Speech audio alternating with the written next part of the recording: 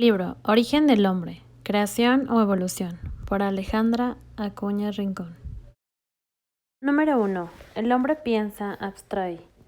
Forma de las imágenes materiales y concretas suministradas por los sentidos las ideas que son inmateriales y abstractas. Además conoce objetos puramente espirituales que no se perciben por los sentidos, como Dios, virtud, justicia, talento, derecho, bien, mal. El animal no hace nada de esto. Conoce las cosas por sus cualidades materiales que percibe por los sentidos. Por ejemplo, el perro distingue al amo del extraño por la voz, las facciones, el olor, los ademanes y demás propiedades sensibles y concretas. Pero nunca podrá decirse, estos dos, el hombre y el perro, tienen algo en común. Son seres racionales porque este concepto es algo inmaterial y abstracto, que no pueden percibir los sentidos. En cambio, el hombre sí lo hace así cada vez que aparta las cualidades materiales de los seres para formar las ideas. De esta forma el hombre conoce el bien y el mal, moral. Por eso goza del bien que hace y siente remordimientos y obra mal. El animal no conoce más lo que es bueno o malo para sus sentidos. Por eso no tiene ni rastros ni remordimientos. Número 2. El hombre raciocina. Analiza, compara, juzga sus ideas y deduce consecuencias. Este libro es de raciocinio. El animal no puede raciocinar. Es absurdo suponer que un perro o un mono lee este libro y discuta sus ideas conmigo. El hombre, por su facultad de raciocinar, descubre las leyes y las fuerzas de la naturaleza y sabe utilizarlas. Para invenciones maravillosas, de aquí el progreso constante del hombre, que cada día descubre algo admirable y realiza los avances más sorprendentes. El animal jamás aprenderá matemáticas, ni historia, ni geografía, ni ninguna ciencia. Nada inventa ni hace progreso alguno. Las abejas y las hormigas de nuestros días construyen sus colmenas y hormigueros exactamente como los construían hace 20 o 30 siglos, según se deduce de las descripciones que nos dejaron Aristóteles, Plinio, etc.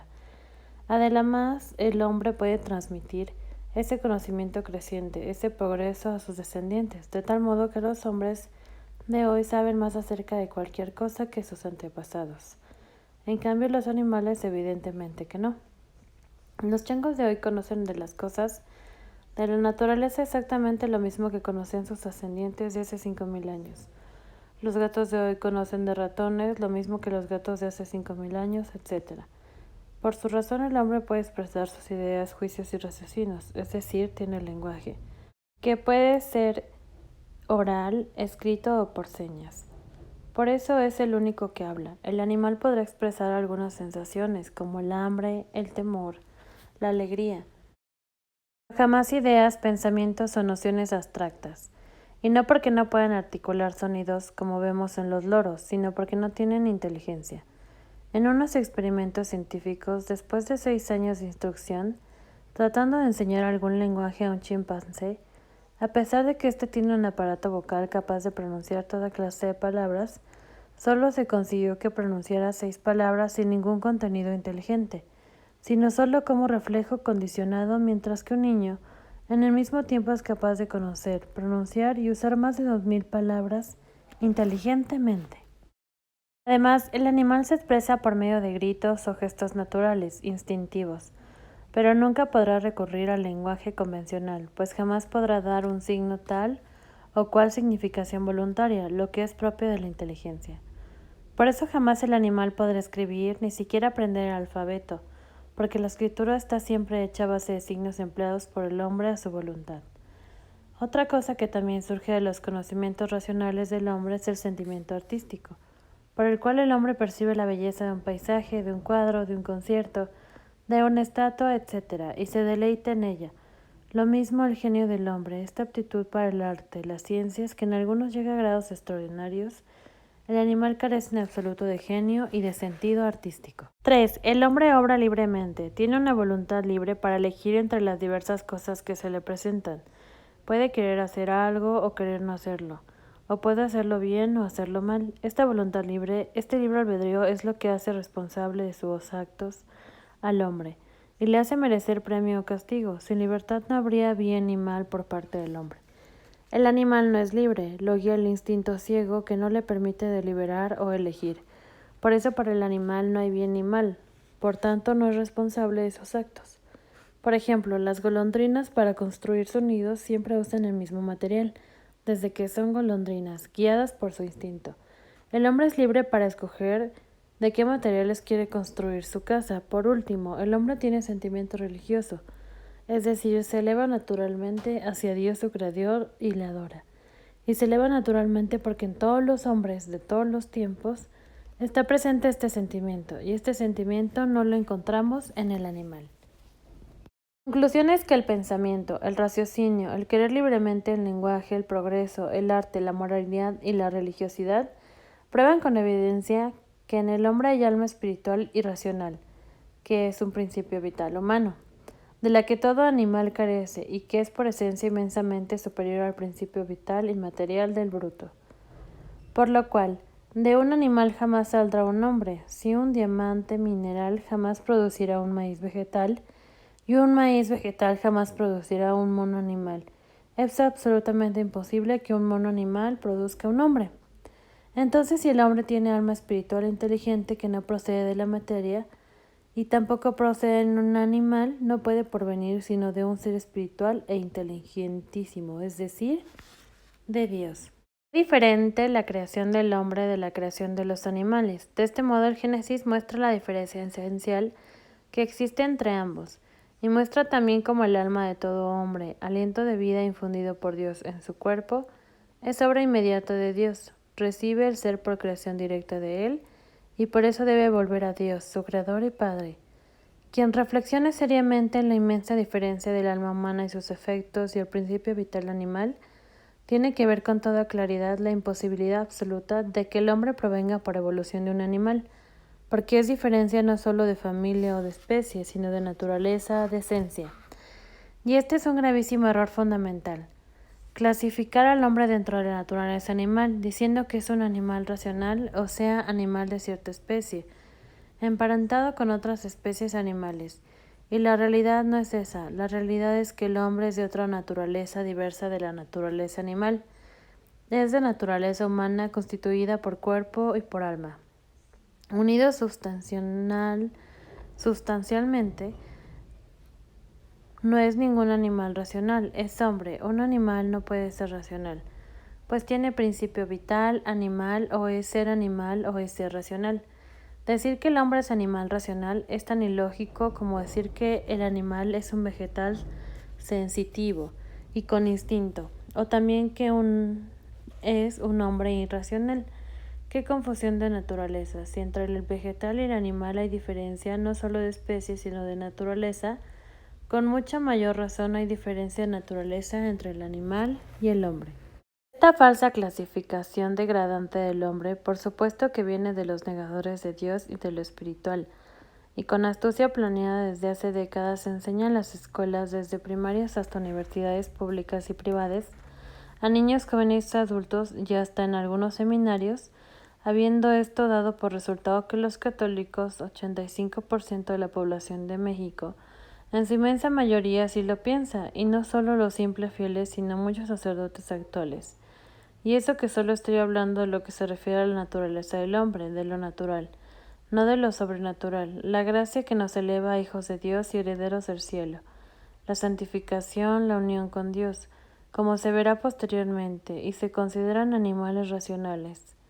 Qué poca fe y dignidad tienen ya.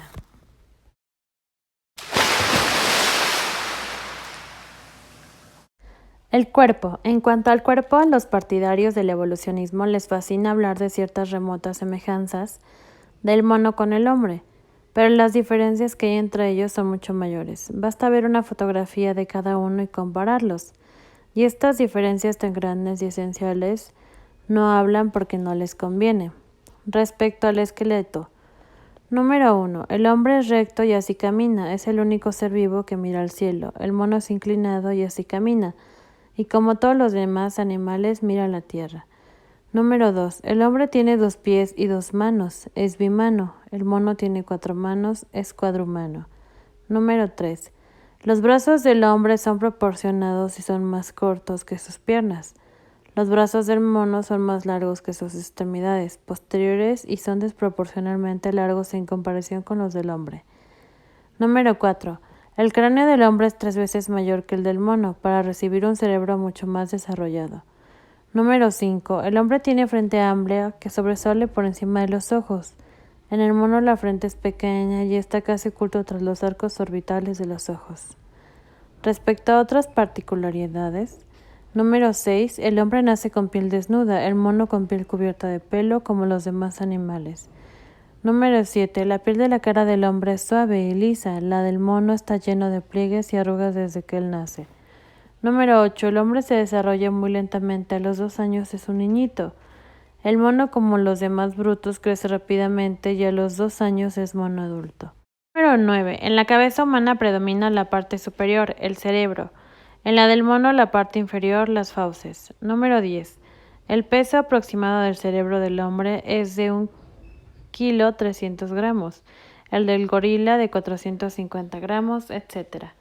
Hay que hacer notar que hay más semejanza entre cualquier especie de una misma familia, por ejemplo, entre un gato y un tigre que entre el mono y el hombre. Sin embargo, todos entendemos perfectamente que un tigre no es un gato evolucionado, ni que el gato es un tigre en evolución, sino que ambos son animales de distinta especie y por sus semejanzas pertenecen a la misma familia, la de los felinos.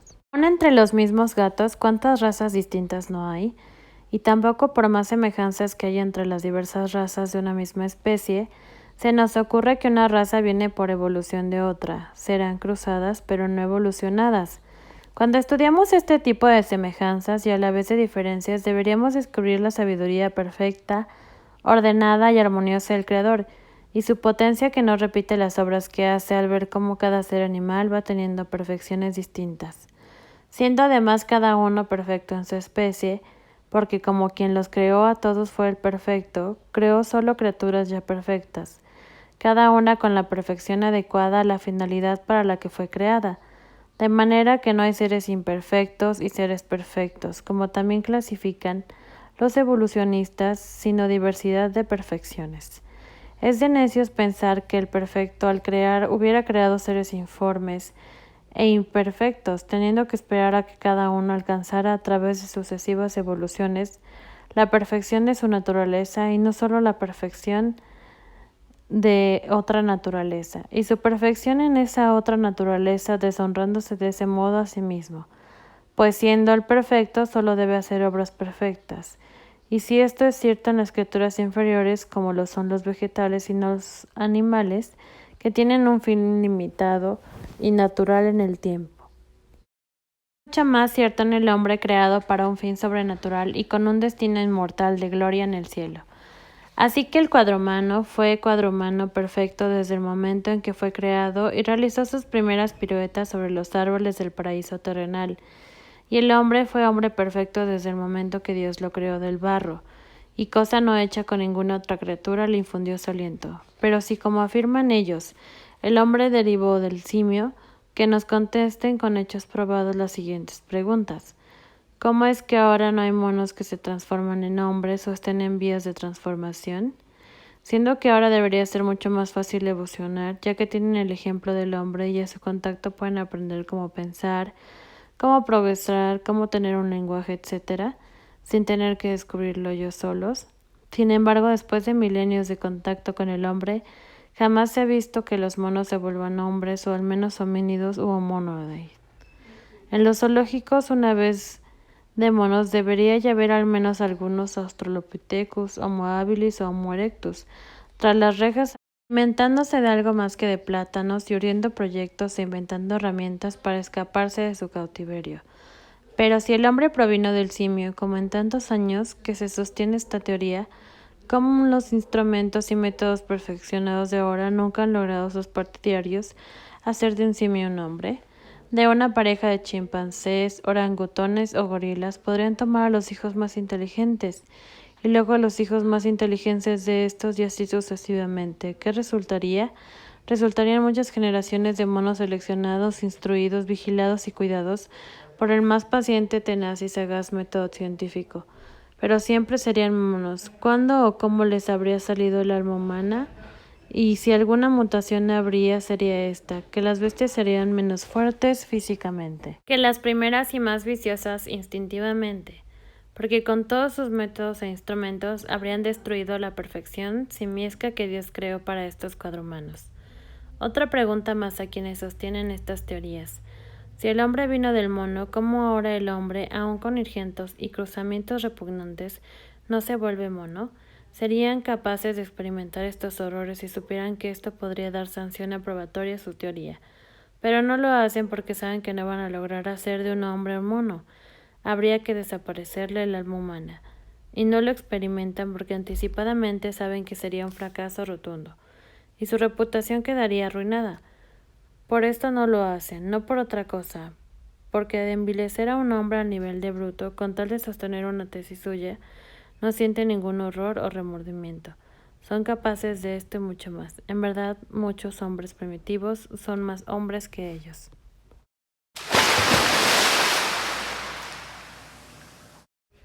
Mutaciones. Por otra parte, las inmensas diferencias entre el hombre y el cuadrumano, los evolucionistas las explican por diversas mutaciones perfectivas que se fueron presentando en los cuadrumanos.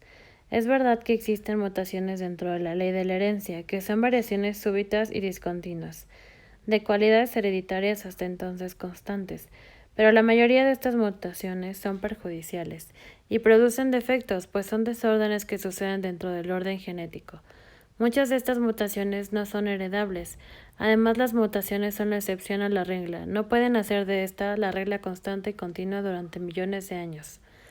Una mutación varía algún carácter hereditario de algún individuo dentro de su misma especie, mas no lo hace variar de especie. Suponiendo que es heredable, tal vez lo herede a sus hijos, pero después al unirse estos con individuos sin esa mutación, es probable que ya no aparezca. Cuando esa mutación va a variar ese carácter en todos los individuos de toda la especie, ¿acaso varía algún carácter de toda una especie? Y ya es mucho suponer, pero no todos los caracteres de toda una especie transformándola en otra, aunque le agreguen cada vez más miles de millones de años. Hagamos un caso concreto. ¿Cuándo se ha visto que por una mutación se cambien los pies en manos o las manos en pies? Si esta mutación no se ha dado ni siquiera en un solo individuo, ¿por qué afirman tan a la ligera que las manos traseras de las manos se mutaron en pies? Y esta mutación imposible en tan solo una de las inmutables mutaciones que debieron suceder para que el mono se mutara en hombre. Y solo es supuesta mutación a nivel cuerpo, de un miembro de una determinada forma, en un miembro de forma distinta. ¿Cómo explicar con mutaciones genéticas la aparición de actos espirituales como el razonamiento, la conciencia de sí mismo, el progreso, el sentido del bien y del mal, etc.?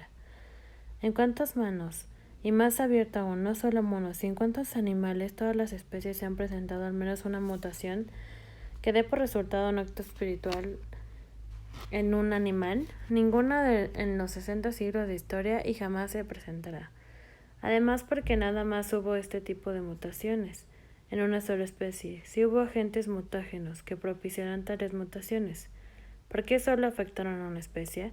Porque no hubo mutaciones en otras especies que las hicieran evolucionar hasta andar recto y llegar a tener inteligencia y alma humana. Si fueran realistas sus suposiciones, debía haber, por ejemplo, elefantes que construyen sus ciudades y trabajan en fábricas, perros con lenguajes y medios de comunicación social, leones que hacen esculturas, cuadros y conciertos, ratones que se visten de frac y caminan en dos pies, patos que hablan y manejan un mini automóvil, o que han acumulado tanta riqueza por su ingenio y trabajo que nada en sus arcas llenas de monedas de oro, etc. Qué irreal, ¿verdad? Esto solo se ve en las fantasías para niños de Walt Disney. En cambio, algo que sí es real es que las teorías basadas en mutaciones para explicar la evolución, como mutacionismo de Bruce y macromutación de Goldschmidt, han sido demostradas del todo erróneas y falsas. Y así seguirá siendo con cuantas teorías se les ocurran para querer demostrar la falsa evolución en sentido ascendente.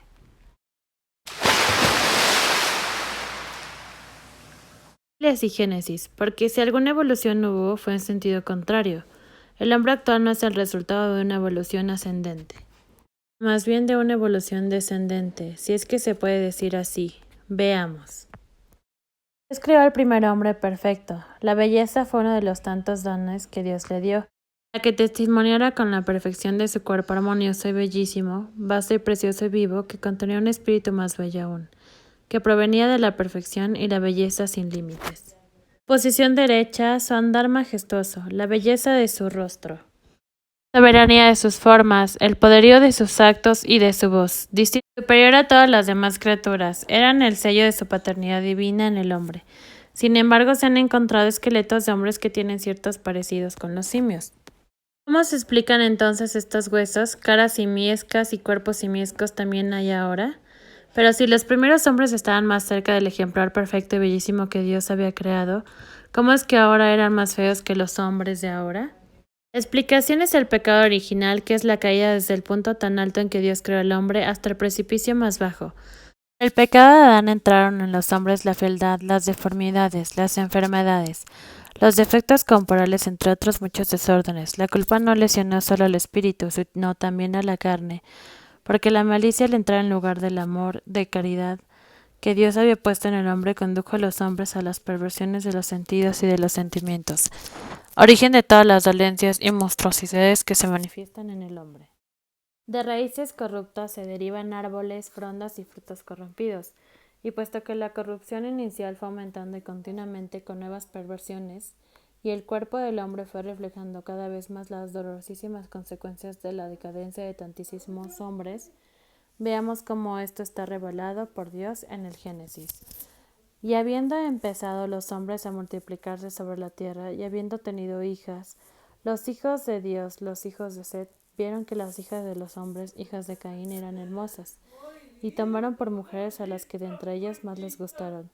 Después que los hijos de Dios se juntaron con las hijas de los hombres y ellas concibieron, salieron a la luz aquellos hombres potentes, famosos en los siglos. Génesis capítulo 6, versículo 1 al 4.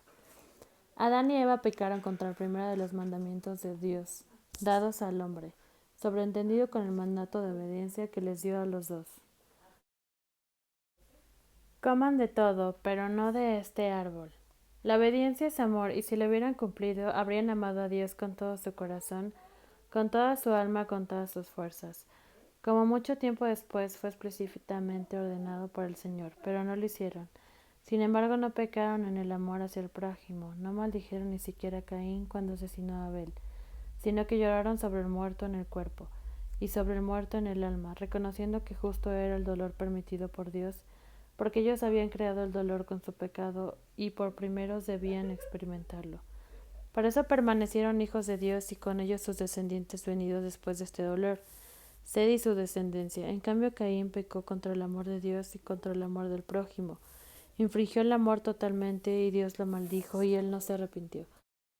Por eso él y sus descendientes no fueron más que hijos del hombre sin Dios. Si el primer pecado de Adán hizo decaer tanto al hombre empezando por su propio hijo, ¿qué grado de decadencia habrá producido este segundo pecado? En el culpable y en su descendencia, el cual se agregó la maldición de Dios, ¿qué inclinaciones de pecado en el corazón del hombre, privado de Dios, ya que a fuerza habrían llegado estas inclinaciones después de que Caín no solo escuchó el consejo del demonio, sino que lo abrazó como su señor y amo querido, matando a su hermano por orden suya? La caída cada vez más abajo de una rama de la humanidad, de la envenenada por la posesión de Satanás, no tuvo freno y tuvo 1000 aspectos. Cuando Satanás no tuvo freno y tuvo 1000 aspectos, cuando Satanás es rey, el súbdito se vuelve un Satanás con todos los desenfrenos de Satanás. Un hombre Satanás que va contra la ley divina y la humana. Un hombre Satanás que viola aún la más elemental e instintiva norma de vivir como hombre dotado de alma.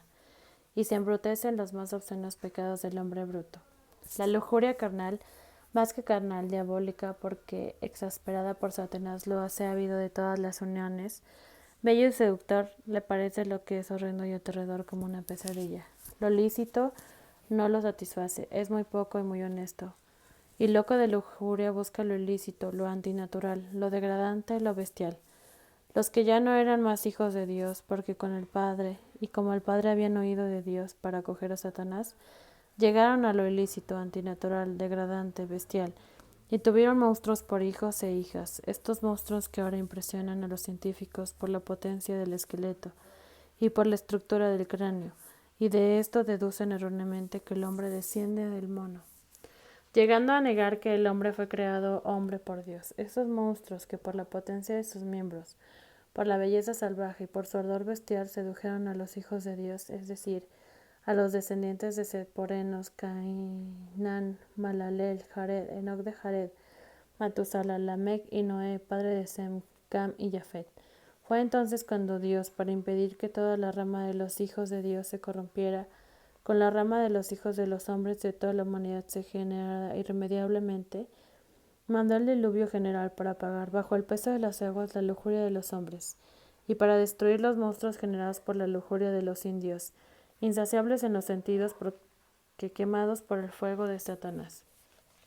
Viendo pues Dios ser mucha la malicia de los hombres en la tierra, y que todos los pensamientos de su corazón se dirigían al mal continuamente, le pesó haber creado al hombre en la tierra, y penetrando su corazón de íntimo dolor, dijo: Exterminaré de sobre la faz de la tierra al hombre que cree, y con el hombre a los animales, desde reptiles hasta aves del cielo, pues me pesa haberlos hecho. Mas Noé halló gracia a los ojos de Dios. Noé fue el varón más justo y perfecto en su tiempo, y siempre anduvo con Dios. Entre tanto la tierra estaba corrompida a la vista de Dios y colmada de iniquidad. Viendo pues Dios que la tierra estaba corrompida, porque toda carne había irrumpido y corrompido su camino sobre la tierra, dijo a Noé: Ha llegado ya el fin de todos estos hombres, decretado por mí. Llena está de inquietud toda la tierra por sus malas obras, por eso voy a exterminarlos de la tierra. He aquí que voy a inundar la tierra con un diluvio de aguas para hacer morir toda carne que tiene hálito de vida bajo el cielo. Todo cuanto existe en la tierra perecerá, pero contigo estableceré mi alianza.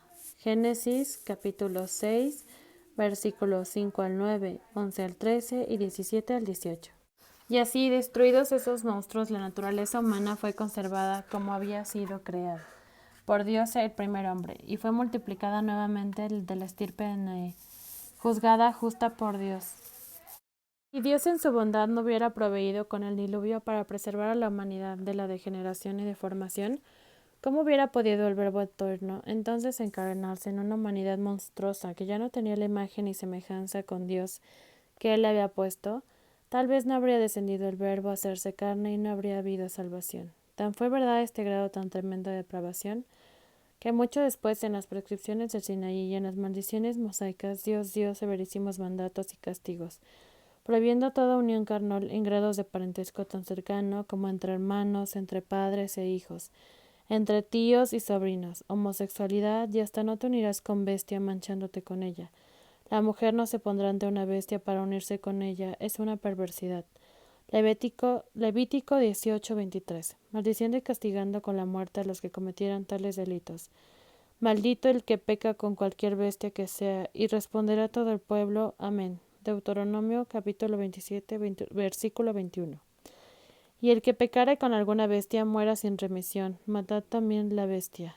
Levítico capítulo 20, versículo 15. Si no hubiera existido tales aberraciones repugnantes e increíbles de consecuencias terribles, no hubiera sido necesario dar tales órdenes contrarias acompañadas de castigos y maldiciones. Y tan fue verdad también que las consecuencias de esta depravación fueron las monstruosidades de la raza humana que Dios en las mismas leyes mosaicas excluyó de su servicio divino a los deformes, a los que tenían algún defecto corporal o ciertas enfermedades incurables. Levítico capítulo 21, versículo 16 al 24. Para poner un freno a la lujuria de los hombres con el temor y terror de sus culpas, contra natura, generaran deformes excluidos del servicio divino, suma aspiración de los hijos de Israel. Entendieran que para el Altísimo, que había hecho al hombre perfecto tanto en su parte corporal como en la moral y en la espiritual, ver las deformidades y dolencias era un testimonio de la rebelión del hombre y del grado de degeneración alcanzado por éste, a fin de que evitaran no al pobre deforme, sino los pecados causa de las deformidades. Toda esta es la explicación de aquellos huesos y cráneos humanos con semejanza animalesca. Como vemos, hay que creer en la palabra divina y buscar en ella luz para esclarecer lo que no entendamos, porque en la Biblia está todo. Estos restos humanos son prueba de que el Génesis narra hechos históricos y verdaderos. En cambio, muchos le hacen al revés. Cuando no entienden algo, niegan la palabra divina y malinterpretan las cosas, para demostrar que el Génesis es error o fábula. Pobrecitos. Ellos son los que andan en el error y en las fábulas, como el evolucionismo, perniciosa fábula moderna, producto de la imaginación, por hacer a un lado la luz de la verdad. Episodio horrible y tristísimo que nos hace ver hasta dónde llega el hombre sin Dios. el hombre desenfrenado en el pecado y atizado por Satanás. Que para que Dios haya mandado el diluvio, el que es pacientísimo es porque la perversión había llegado a un grado inimaginable y había producido consecuencias increíbles, y deberíamos de sacar enseñanzas de esto, porque en los tiempos actuales sin Dios y sin freno en la maldad y en los pecados se está llegando a muchas perversiones, con mayor culpa que entonces por tener más conocimiento y más auxilios y remedios. Y si el hombre en los tiempos de la primera corrupción llegó a tener parecido animal en su exterior, ahora por su unión cada vez más profunda e íntima con el mal ha tomado parecido con Satanás en su interior, que es peor, y por eso tenemos consecuencias terribles. Tal decadencia y degeneración de una parte de la humanidad hasta llegar a producir monstruosidades en la raza humana y a tener cierto aspecto animalesco, si se puede ser explicada por la ley de la herencia y las mutaciones, debido a continuas uniones entre consanguíneos muy próximos y a vicios de todo tipo. ¿Cuántas enfermedades actuales no son frutos de la lujuria y de pecados contra la naturaleza? La ciencia debería orientarse en este sentido y obtener así resultados que serían sorprendentes, pues no estaría ya en contradicción con la verdad, sino a su servicio.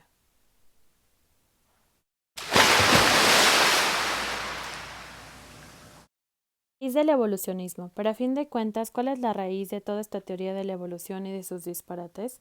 Esta, los soberbios con tal de no admitir a Dios, que en su potencia pudo haber creado el universo de la nada, y el hombre del barro ya creado.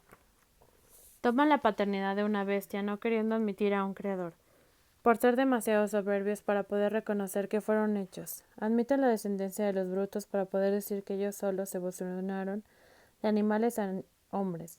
Con tal de no ser humildes ante Dios, se autohumillan. Que no se dan cuenta que se autorrebajan porque debían pensarlo. Una bestia por cuan perfecta, seleccionada, mejorada, perfeccionada en la forma y en el instinto, y aun siquiera en la formación cerebral será siempre una bestia. ¿No se dan cuenta? Esto habla desfavorablemente de su orgullo, de pseudo superhombres. De verdad que la soberbia los ciega a tal grado que su misma soberbia queda envilecida al darse este origen, que rechazarían indignados como embellecedor si fueran un poquito menos soberbios. Pero si ellos no se dan cuenta de esto, que sigan envileciéndose y poniéndose al mismo nivel de las bestias, y enorgulleciéndose de tener por padre a un chango. Los que tenemos sentido común y fe sabemos que nuestro Creador es Dios y nuestro primer padre, Adán. De esto nos enorgullecemos y con esto iluminamos toda nuestra vida de fe. Podemos contestarles como le contestó un sabio a un materialista que se esforzaba en probar que no tenía alma. ¿Cuánto ingenio habéis gastado, Señor, para probar que sois una bestia? Como se trata de un hecho personal, os creo bajo palabra. Y más que muchos de los que defienden esta teoría viven como animales, como si no tuvieran alma. Peor que estos, pues estos viven según su naturaleza y siguen sin la ley de Dios que les puso a ellos. Los evolucionados viven por debajo de su naturaleza y contra la ley de Dios. En verdad que las bestias los superan. Y pensar que el número de estos evolucionados no se limita a un puñado de científicos. No. Son multitudes. Y dentro de estas multitudes no faltan católicos de toda clase, etc. ¿Y por qué estos impios quieren a toda costa excluir a Dios? Porque excluyéndolo de cualquier manera, ya sea negándolo, ya sea deformándolo, ya sea limitándolo, no se sienten ya obligados a seguir su santa ley. Por eso los hombres a quienes estorba la religión se agarran ansiosos de estas teorías no demostradas, como si fueran dogmas de fe, para desechar los verdaderos dogmas de fe que les estorban. No porque en los dogmas de la religión haya misterios que no comprendan, pues la vida está llena de misterios y eso a nadie extraña. Lo que ellos tienen contra la religión no son dificultades científicas, sino dificultades morales. Si la religión obligara a tener a raya las pasiones, nadie tendrá dificultades contra la religión. Y si los preceptos morales dependieran no de la religión, sino de la física, muchos negarían la física en lugar de negar la religión. ¿O no? Ya lo decía San Agustín, nadie niega a Dios sino aquel a quien le conviene que no exista. Próximo video, capítulo 3, primera parte del libro.